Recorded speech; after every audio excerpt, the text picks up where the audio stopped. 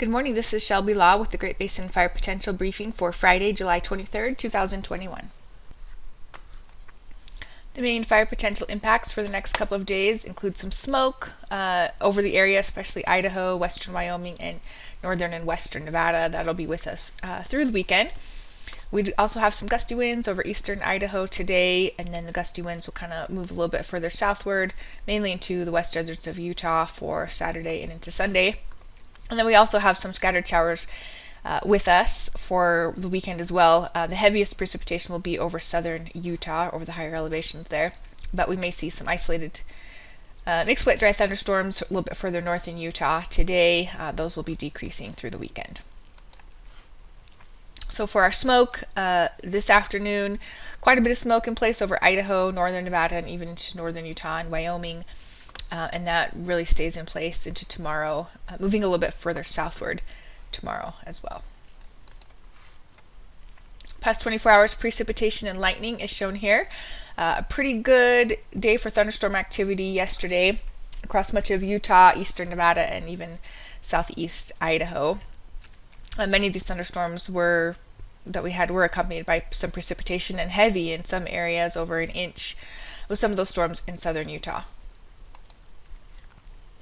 Great Basin fire activity has remained fairly steady over the last couple of days, with some small initial attack in Utah with all that lightning there, especially in southern Utah, and then our ongoing large fires in the central Idaho mountains, southern Wyoming, and along the Sierra front. Precipitation for the past 14 days is shown here with the inches on the left and the percent of normal on the right. We have been in a very healthy monsoon surge for the last couple of weeks, and the trend isn't over yet. So expecting more precipitation to remain, especially across the southern Great Basin.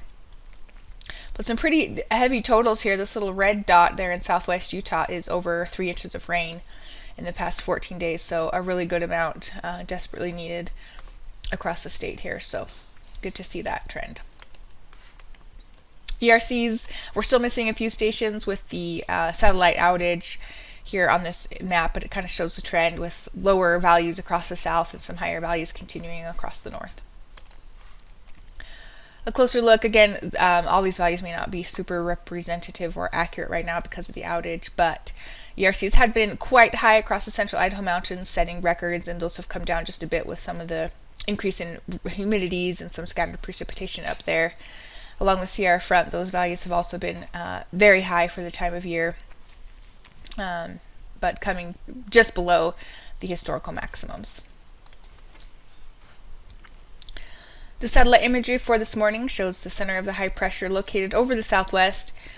We do have this slug of moisture here as a low pressure system travels across southern Arizona.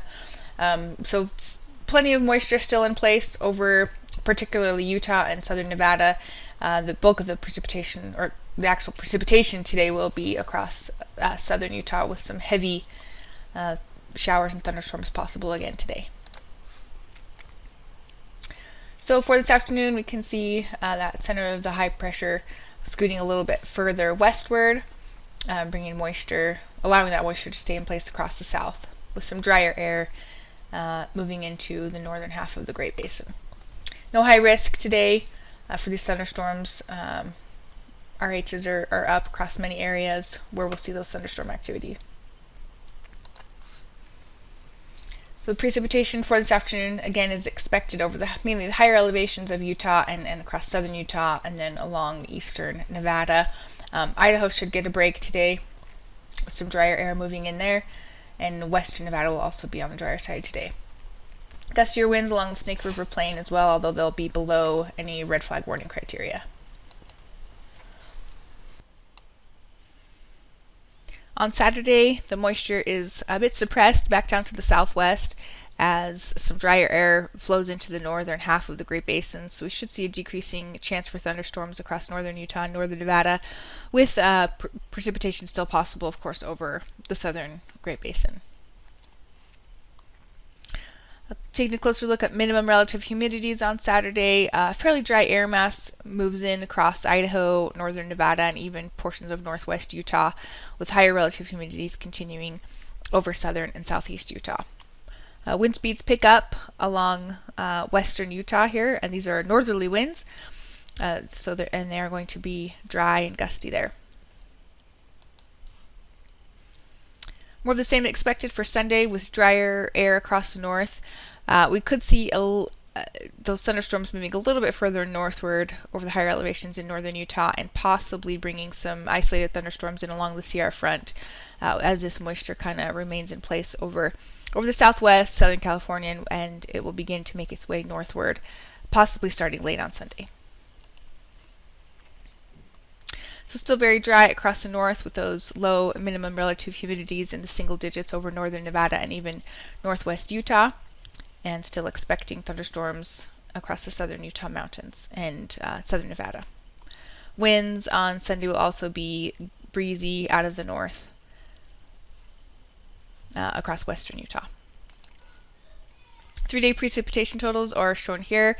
Again, the best chance for that heavy precip is going to be over the higher elevations of south central and southwest Utah and the Arizona Strip, and then possibly over the higher elevations of eastern Utah as well.